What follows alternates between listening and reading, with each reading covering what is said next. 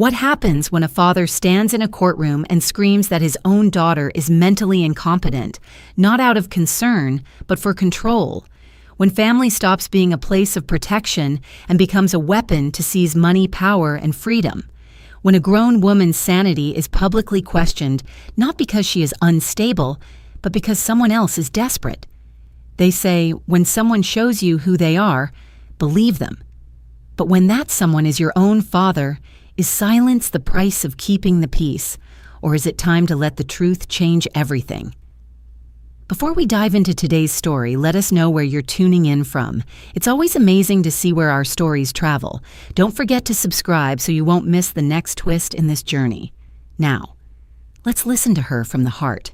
I was sitting in courtroom 4B at the King County Superior Court in Seattle when my father stood up and tried to erase me. She is mentally incompetent. Martin Hallberg shouted, his voice echoing against polished wood and high ceilings. She cannot manage her own finances. She is unstable, isolated, unemployed, and clearly suffering from delusions about imaginary business ventures. He didn't look at me when he said it. He performed it. For the judge, for the gallery, for the record. I sat perfectly still at the defense table, hands folded neatly in front of me. I didn't react. I didn't flinch. I didn't even blink when he added that I had no husband, no children, no real career, and that I was living off a trust fund I was recklessly burning through. He was asking the court to grant him conservatorship over my financial affairs, over my trust, over my autonomy, and I stayed silent. Not because I was shocked, not because I was hurt, but because I knew every word was being recorded. I could hear the faint hum of the courtroom microphones. I could feel the weight of the official transcript that would exist by the end of the day. Every accusation, every insult, every declaration of my supposed instability. 2 years ago, I drafted a loan agreement with a clause that most people would skim right past. A clause about reputational harm, a clause about public defamation in a legal proceeding, a clause that triggered immediate acceleration of the debt if the borrower attacked the integrity or competency of the lender in an official forum. My father never read that clause carefully. Now he was activating it for me. Judge Eleanor Whitfield sat high above us, flipping slowly through the stack of documents Carter Bellamy, my father's attorney, had submitted. Her expression was neutral, almost bored. She'd seen family disputes before. Inheritance battles, custody fights, adult children labeled unstable by desperate parents. But this was different. She is living alone in a deteriorating building. Downtown, my father continued. She refuses to allow family to visit. She has no stable employment. She claims to run some kind of investment company that doesn't exist. This is delusion, Your Honor. She needs protection from herself. Protection. The word almost made me smile. I did not look at him. I kept my gaze steady on the edge of the table. If I spoke now, I would become the emotional daughter arguing with her father. If I defended myself, I would look reactive, defensive. Silence was stronger. Judge Whitfield finally stopped turning pages. She looked up over her glasses and studied my father for a long moment. Then she glanced down at a separate packet that had just been handed to her by the clerk. "Mr. Hallberg," she said calmly, "you're asking this court to declare your daughter legally incompetent." "Yes," he said without hesitation, "for her own good." The judge's eyes shifted briefly toward me, then back to him. "You really don't know who she is?" she asked. The temperature in the room changed. Carter Bellamy froze mid-motion as he reached for the new packet on his table. He opened it, scanned the first page, and the color drained from his face so quickly it was almost alarming. My father frowned. "What does that mean?" "Wait." What he added, looking between his attorney and the judge. I finally lifted my eyes. Not to him, to the wall clock. 10:02 a.m. right on schedule.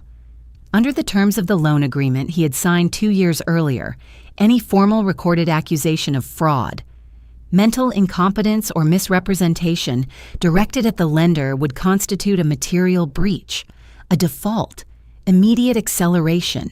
He had just declared on the record that I was delusional and running imaginary businesses. He had just defaulted. I didn't come to this courtroom to defend myself. I came to enforce. The petition for conservatorship wasn't my problem. It was the trigger. And as Carter leaned closer to my father, whispering something urgent and strained, I knew we had crossed the point of no return. This didn't start today. It started 2 years ago, the morning my father tried to have me locked up. 2 years earlier, Hallberg and Stone was bleeding out. From the outside, my father's law firm still looked polished. Glass-walled conference rooms, framed awards, a polished reception desk with his name etched in brushed steel. He hosted charity dinners and spoke confidently about expansion. But numbers don't lie. I had access to public filings, commercial lien records, and bank disclosures that most people never bother to read. I wasn't spying out of paranoia, I was following patterns. And the patterns were bad. Payroll had been delayed 3 consecutive months. A line of credit with a regional bank had been extended twice in less than a year. And the biggest tell of all, a new commercial loan secured against the family home in Bellevue. A property my father had bragged for years was fully paid off. It wasn't. He had quietly refinanced it. He didn't tell my mother, he didn't tell my siblings, he certainly didn't tell me. But the filing was public. He was propping up an image. Then came the Tuesday morning knock on my apartment door. 2 Seattle police officers stood outside, polite but cautious. One held a clipboard. "Ma'am, we have an order for a 72-hour psychiatric hold, a 5150, filed based on a report from a licensed physician, a physician who happened to be a member of my father's country club." The report stated that I was experiencing delusions of grandeur, that I was draining my trust fund into imaginary corporate entities, that I posed a potential danger to myself due to financial instability and paranoia. I remember how still I felt in that moment. Not afraid, not angry, clear. I invited them in. At the time, I was on a secured video conference with 2 federal investigators regarding a forensic audit my firm had just completed for a healthcare procurement contractor. My laptop was open on the kitchen counter. Federal credentials were visible on screen. My apartment was immaculate, organized, financial reports neatly stacked, no signs of erratic behavior, no chaos. The officers stepped aside, spoke quietly to one another, and then to me. Within minutes, they apologized. The hold was not executed. They left. I stood alone in my kitchen and understood something I hadn't fully accepted before. My father wasn't worried about me. He was desperate. I didn't file a complaint against him for false reporting. I didn't sue the physician. I didn't confront him at Sunday dinner. If I had reacted immediately, he would have framed himself as a concerned parent, misunderstood by an overly independent daughter. Instead, I started digging. And what I found was worse than I expected. Hallberg and Stone had not only refinanced the family home, it had begun temporarily borrowing from client trust accounts to cover short-term operating gaps. The funds were replaced quickly, but the pattern was there. It wasn't enough yet for criminal charges, but it was enough to show strain, enough to show vulnerability, enough to show motive. He wasn't trying to hospitalize me to protect my mental health. He was trying to control my trust. My grandmother had established a sizable trust in my name years earlier. Structured, protected, inaccessible without my consent unless I were deemed legally incompetent. If I were declared unable to manage my finances, a conservator could petition the court for control. He would have access. And Hallberg and Stone needed liquidity. That was the moment everything shifted. I realized something fundamental. My father was at the weakest financial point of his career. And instead of downsizing, instead of admitting fault, instead of restructuring honestly, he chose to target me. So I chose a different response. I didn't sue him. I built leverage. I began tracking every lien, every extension, every restructuring negotiation between his firm and its lenders. I watched the commercial bank that held his operating debt grow increasingly uncomfortable.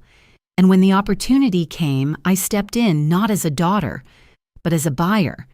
He thought he could take control of my assets by declaring me incompetent.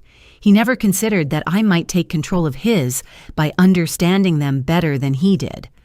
Back in courtroom 4B, as Carter's whispering grew more urgent and my father's confidence began to fracture, I knew one thing with absolute certainty. He had walked into this hearing believing I was vulnerable. He had no idea he had been standing on my terms for 2 years.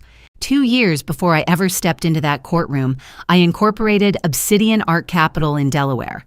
I chose Delaware for a reason: clean statutes, predictable courts, a level of corporate privacy that didn't raise suspicion but didn't broadcast ownership either. The entity structure was layered carefully, holding company operating arm real estate subsidiary. Nothing illegal, nothing hidden in the shadows, just clean separation between my personal name and the capital I controlled. I retained a secured transactions attorney in Wilmington who specialized in distressed debt acquisitions. I didn't tell him it was my father's firm. I didn't need to.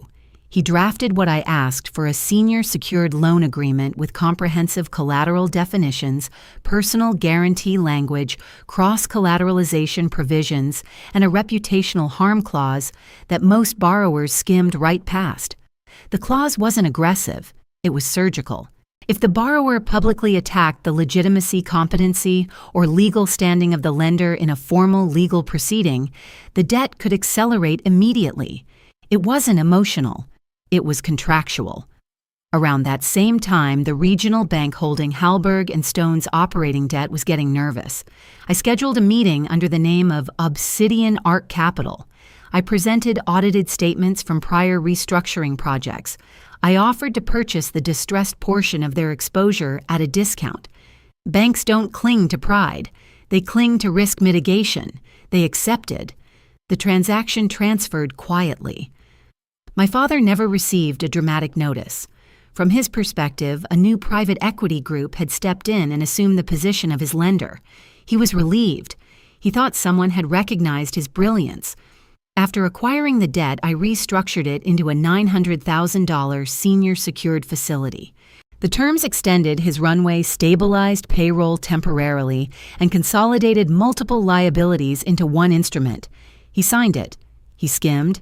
He initialed. He never asked why the lender required a personal guarantee. He saw capital hitting his operating account, and that was enough. At Thanksgiving that year, he arrived in a Maserati Levante he had no business purchasing. Slate gray, custom interior. He parked it where everyone could see. He carved the turkey and spoke about how a sophisticated investment firm had faith in his strategic direction. He glanced at me when he said it. Real investors know talent when they see it, he told the table. I smiled and passed the cranberry sauce. He renewed his yacht club membership. He updated his office lobby. He told my mother the refinance on the Bellevue house was a routine liquidity maneuver. He never once connected the dots. But the debt wasn't the only thing I bought. Hallberg & Stone leased 2 floors in a brick building in Pioneer Square. Historic facade, renovated interior, strong commercial zoning. The landlord was looking to exit. Obsidian Arc Real Estate, a subsidiary of Obsidian Art Capital, purchased the building 6 months after I acquired the loan. The deed transferred quietly. The lease remained in place. Rent checks from Hallberg & Stone were now payable to an entity I controlled. My father liked to mention my small 4th-floor studio whenever he needed an example of my supposed instability. He'd seen the mailing address on paperwork once and assumed that was the extent of my reality. Unit 4B was a mail drop. The penthouse, fully renovated, glass-walled overlooking Elliott Bay, was owned by Obsidian Arc Real Estate. I didn't correct him. For 24 months, I allowed him to believe an invisible benefactor was stabilizing his firm. For 24 months, I watched his financials, his spending patterns, his choices. The clause about public defamation sat quietly in the loan agreement. It didn't need to move. It only needed a moment. Now back in courtroom 4B, I listened as he called me delusional, unstable, incompetent. Every syllable landed exactly where it needed to. He thought he was attacking my credibility. He was accelerating his own debt. Carter Bellamy leaned in and whispered urgently to my father, but Martin brushed him off with visible irritation. He turned back to the judge and pointed at me. "She lives in a crumbling brick building in Pioneer Square," he said loudly. "I've seen the address, a studio apartment, probably rodents in the walls. She won't let family visit because she's embarrassed. That's not stability, that's isolation." He spoke with the confidence of a man who had never verified his assumptions. I remained seated. Judge Whitfield didn't respond immediately. Instead, she glanced at the clerk who approached with another document packet, this one thicker. "Mr. Bellamy," the judge said evenly, "please review the ownership disclosure attached to Obsidian Art Capital." Carter opened the file. His jaw tightened. He scrolled quickly through something on his tablet, cross-referencing. "Your Honor," he began cautiously, "this entity, Obsidian Arc Real Estate, is listed as the current title holder of the Pioneer Square property." My father scoffed. "That's irrelevant," he said. "She doesn't own that building." Judge Whitfield looked directly at him. "According to King County property records," she said, "Obsidian Arc Real Estate acquired the building 18 months ago. The same building in which Hallberg and Stone leases 2 commercial floors." Silence settled over the room. My father blinked. "That's impossible," he said. "Our landlord is a corporate entity." "Yes," the judge replied, "Obsidian Arc Real Estate." Carter's hands were visibly unsteady now. I finally raised my eyes and met my father's gaze. He stared at me as if seeing a stranger. "You don't own that," he said. "You don't have the income." The judge turned another page. "Obsidian Art Capital has reported consistent profit over the past 2 fiscal years," she said, "including revenue from distressed debt restructuring transactions." She paused, one of which appears to involve Hallberg and Stone. Carter closed his eyes briefly. My father's expression shifted from dismissal to calculation. "That doesn't matter," he said quickly. "Even if she's connected to this investment group, a non-lawyer cannot own a law firm. A BA Rule 5.4 prohibits fee sharing and outside equity ownership." He clung to that rule like it was a life raft. I stood for the first time. "You're correct," I said calmly. "I cannot own your firm." He exhaled sharply, thinking he had regained footing.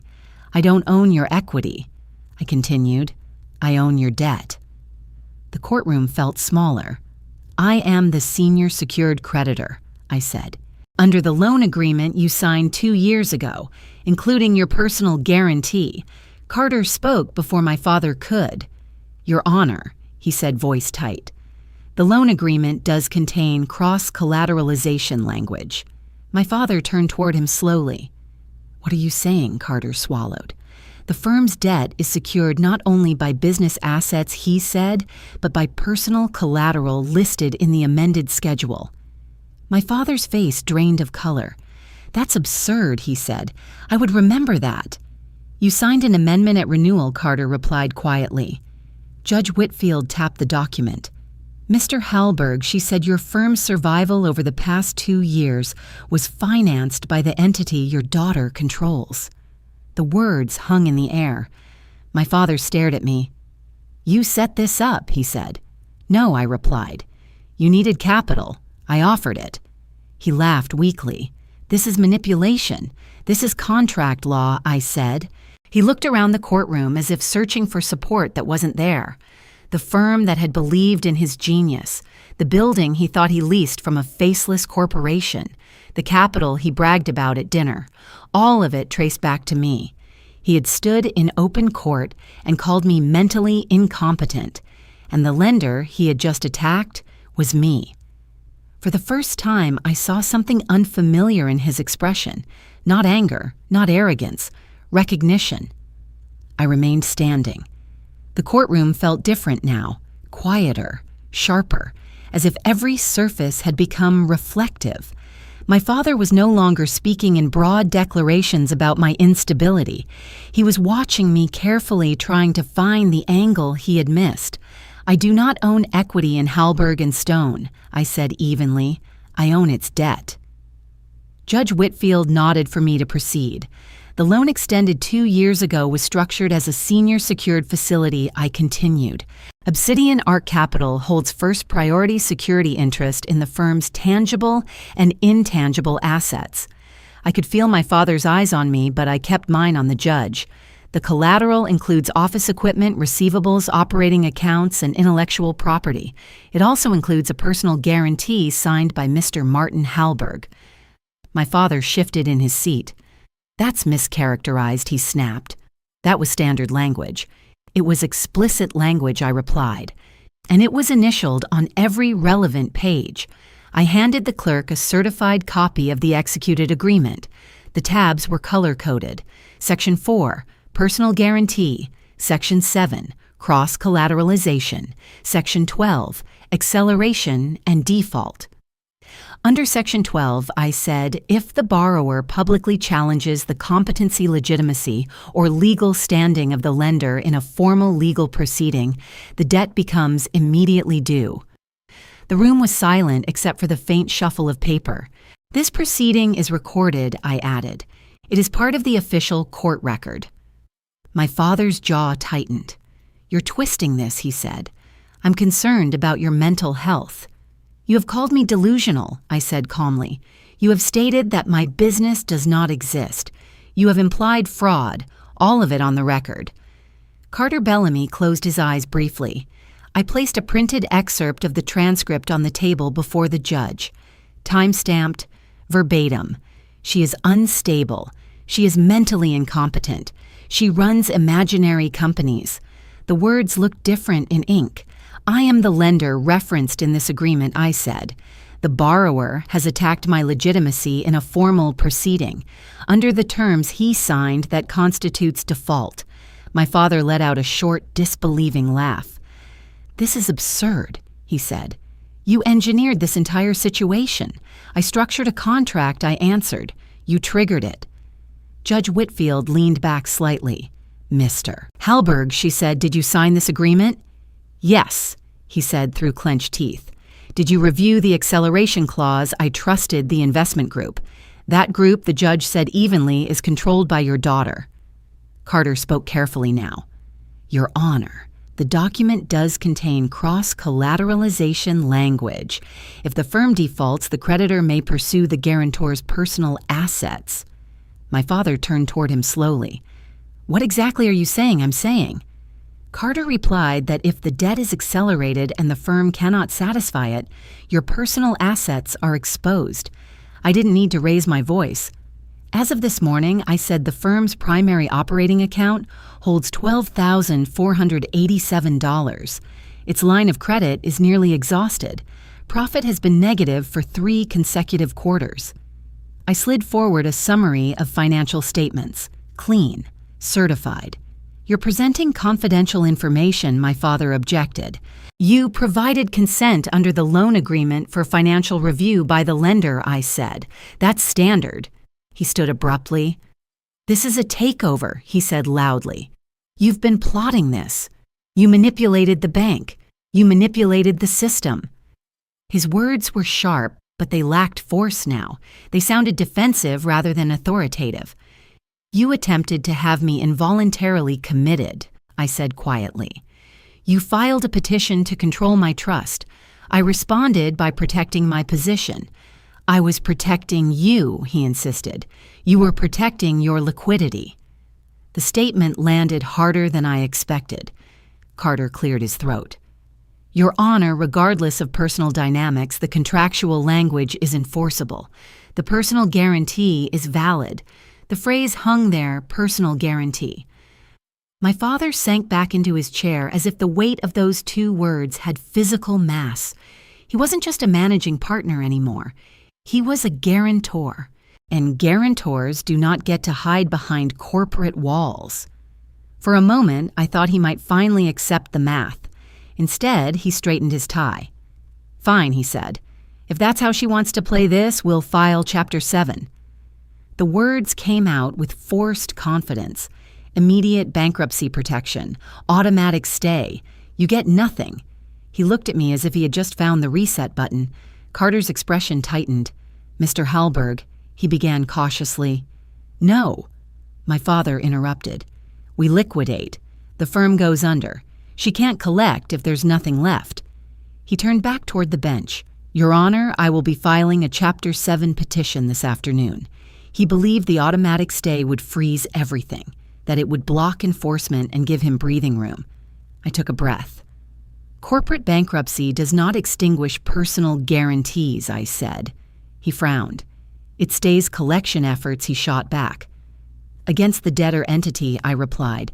Not against a guarantor unless specifically protected. Judge Whitfield looked at Carter. Counsel Carter swallowed.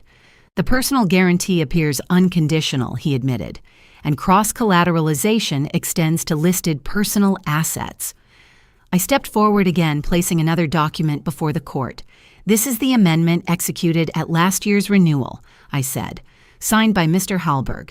Highlighted in yellow were 3 additional items added to Schedule B of the collateral attachment, the Bellevue residence, the Maserati Levante, and a brokerage retirement account. My father stared at the page. I never would have. You requested the renewal, I said. You offered additional collateral to secure more favorable terms. That was procedural. It was binding. He looked at Carter, searching for contradiction. Carter did not provide it. The realization began to settle visibly. Bankruptcy would dissolve the firm. It would not dissolve him. You can't take my house, he said quietly. I can seek recovery under the guarantee, I replied. The court will determine valuation and procedure. This is vindictive, he said. This is contractual. The judge folded her hands.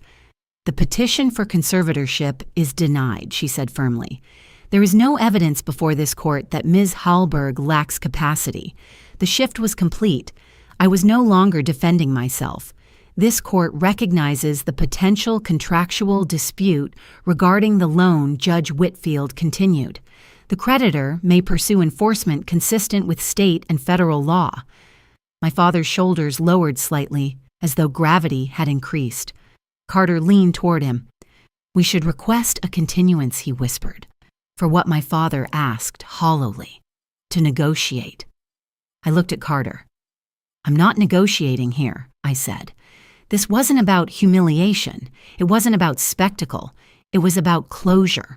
There is one additional matter, I said. The judge nodded. During the firm's liquidity crisis, I continued client trust funds were temporarily used to stabilize operating expenses. The funds were replaced. However, documentation reflects commingling. Carter's eyes widened slightly. I wasn't raising my voice. I wasn't accusing. I am not filing a complaint today, I said, but the documentation exists. My father looked at me as if I had struck him. You wouldn't. I didn't create the entries, I said. Silence pressed down on the room. The judge spoke carefully. That information is not directly before the court in this petition, she said. However, any such conduct would fall within the jurisdiction of the state bar.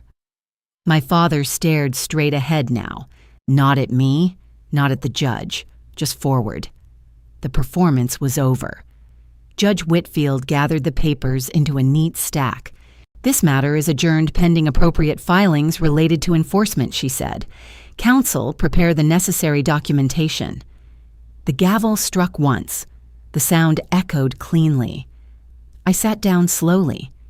When this hearing began, I was the daughter being declared incompetent. When it ended, I was the senior secured creditor. My father remained seated long after everyone else stood, and for the first time in my life, I did not feel smaller than him. A week later, I walked back into the same courtroom, but the air felt different. The petition for conservatorship had already been denied. My father's attempt to declare me incompetent had collapsed under its own weight. What remained now was not a family dispute, it was enforcement. Hallberg and Stone had officially filed for Chapter 7 bankruptcy 3 days after the first hearing. The paperwork was stamped and docketed. Corporate dissolution was underway. My father sat at the plaintiff's table, but the confidence he had worn like armor the previous week was gone. His suit was still tailored, his posture still straight, but there was a stiffness to him now that wasn't pride. It was calculation, or maybe fear. Carter Bellamy stood and addressed the bench. Your Honor. The automatic stay issued under Chapter 7 should prevent any immediate action against the debtor's assets. The creditor's attempt to accelerate and enforce is premature and improper. I remained seated while he spoke. I had already anticipated this argument. It was predictable. It was procedural. When it was my turn, I rose slowly. The automatic stay applies to the debtor entity, I said. Hallberg and Stone P.C. It does not extinguish the obligations of a guarantor. Judge Whitfield gestured for me to continue. The loan agreement executed 2 years ago contains an unconditional personal guarantee signed by Mr. Martin Hallberg, I said. The guarantee is separate from the corporate obligation. It survives corporate dissolution. Carter shifted slightly. Your Honor, while the guarantee exists, enforcement should be stayed pending bankruptcy proceedings. The guarantee is not part of the bankruptcy estate, I replied evenly. It is a personal obligation. I handed forward a binder neatly tabbed. Section 4, Personal Guarantee, signed and notarized. No expiration clause. No limitation contingent on corporate solvency. Judge Whitfield flipped through the pages. Is the signature disputed? She asked. My father's jaw flexed. No, he said quietly. I continued. Furthermore, at renewal last year, Mr. Hallberg executed an amendment expanding the collateral schedule. I turned to the highlighted section, the Bellevue residence, the Maserati Levante, a brokerage retirement account, all listed as supplemental collateral securing the senior facility. My father leaned forward suddenly. I didn't understand that amendment, he said. It was presented as routine. It was presented in writing, I said, with explanatory cover correspondence. I slid another document across the table, an email, 2 years old, from Martin Hallberg to the regional bank's restructuring officer. I'm willing to personally backstop the renewed facility, he had written. We need to send a strong signal of confidence to the investor. I let the words hang there. You volunteered additional collateral to strengthen the lender's position, I said calmly. There was no coercion. Carter inhaled slowly. He had likely seen the email for the first time only days ago. Judge Whitfield folded her hands. Mr. Hallberg, she said, you appear to have personally reinforced the lender's security position. My father didn't respond. I continued steady and precise. There is also the matter of fiduciary conduct during the firm's liquidity crisis. Carter stiffened. I am not requesting criminal referral, I said clearly, but an independent audit confirms that client trust funds were temporarily commingled to address operating deficits. The words were clinical, not accusatory. They were replaced, my father said sharply. Yes, I answered. But the accounting entries exist. Judge Whitfield's gaze sharpened. That information is concerning, she said. Though it falls outside this enforcement action, it may be relevant to the state bar. The room was silent again. For the first time, Carter leaned toward my father and whispered something that sounded less like strategy and more like surrender. Your Honor, Carter said. After a moment, we formally withdraw any residual claims of incapacity. There is no basis to pursue conservatorship. It was an acknowledgement that should have come weeks earlier. The entire proceeding had transformed. What began as an attempt to seize control of my finances had become a hearing about his liability. Judge Whitfield spoke deliberately. The petition for conservatorship is dismissed with prejudice. The court finds no evidence of incapacity and notes concerns regarding misuse of judicial process. She turned her attention back to the loan documents. The creditor may proceed with enforcement of personal obligations consistent with law. Mr. Hallberg will have 30 days to satisfy the accelerated debt before further action. 30 days. The words sounded clinical, almost gentle, but they were final. My father didn't argue. He didn't protest automatic stay again. He didn't raise his voice. He just sat there. The bankruptcy filing had not shielded him. It had only narrowed the battlefield. When the hearing concluded, I stepped forward to sign the formal notice of acceleration, an intent to enforce. The pen felt heavier than it should have. I did not look at him. This was no longer about proving anything. It was about ending something that had defined us for decades. I wasn't the child being evaluated for instability. I was the creditor closing an account. Enforcement is rarely dramatic. It is administrative. 30 days passed. The Bellevue house was appraised first. A team of valuation specialists walked through rooms I had grown up in. Hardwood floors, the kitchen island where I had done homework, the study where my father once told me I lacked the temperament for leadership. I did not attend. The Maserati was recovered without incident. A flatbed truck arrived at the driveway in the early morning. Neighbors watched from behind curtains. The vehicle that had once been paraded at Thanksgiving disappeared without ceremony. Hallberg and Stone's office in Pioneer Square was sealed and cataloged, files boxed, furniture inventoried, the brushed steel nameplate removed from the lobby wall. The brokerage account was frozen pursuant to court order. Local business pages ran a brief article. Established Seattle law firm. Files Chapter 7. Managing partner faces personal liability under guarantee. It wasn't front-page news. It wasn't scandalous. It was factual. The state bar issued a notice of preliminary review regarding trust account practices. No charges. No accusations. Just inquiry. Former associates began updating their LinkedIn profiles. Support staff quietly sought new employment. And I made a decision. The debt was substantial, but the liquidation value of the collateral exceeded what was owed. After calculating principal accrued interest and legal expenses, there was a remainder. I instructed my counsel to allocate the surplus toward unpaid staff wages and to replenish any discrepancies identified in client trust reconciliations. I kept nothing beyond what the contract required. When the accounting was finalized, there was no profit. There was closure. A week before the Bellevue property formally transferred, my father requested to see me. We met in the empty living room. The house felt smaller without furniture. He stood near the window overlooking the yard. "I went too far," he said finally. It wasn't an apology. It was an acknowledgement. "You tried to have me declared incompetent," I said evenly. "I thought you were making reckless decisions," he replied. "You thought you could access my trust." He didn't deny it. We stood there in silence. There was a moment, I said, when this didn't have to unfold the way it did. He looked at me. "If you hadn't filed that petition," I continued, "if you hadn't stood in court and called me mentally incompetent, the acceleration clause would never have been triggered." His face shifted. I didn't know he said. "You didn't read."